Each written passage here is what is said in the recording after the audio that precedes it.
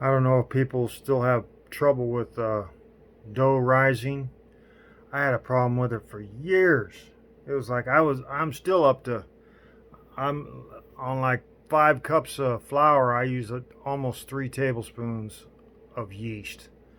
I can take it down to 2 tablespoons, but for some reason it just, I have to use a lot of yeast. But before I did that, I was letting it raise twice. I don't even let it raise twice anymore. I let it raise one time.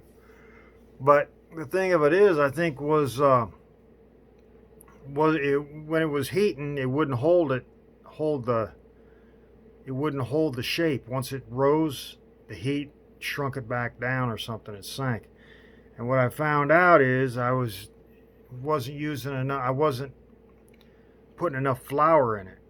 I mean, I was going by the recipe, but when I was kneading it, you can't let it be a moist loaf. It has to be almost, instead of a, you can't let it, when you touch it, it's got to be like, it can't be sticky. I mean, it can be a little sticky, but I mean, not really sticky. I mean, your finger, it shouldn't stick to your fingers when you touch it. Now, I'm not saying dig into it, but when you squeeze it, it shouldn't stick to your fingers. I mean, it should be a dry. Just try doing a drier loaf. I mean, not don't back off on water. Just add a little bit more flour when you're in kneading it. I don't know if you use a mixer. I use a mixer and then I hand knead it, and then I incorporate it.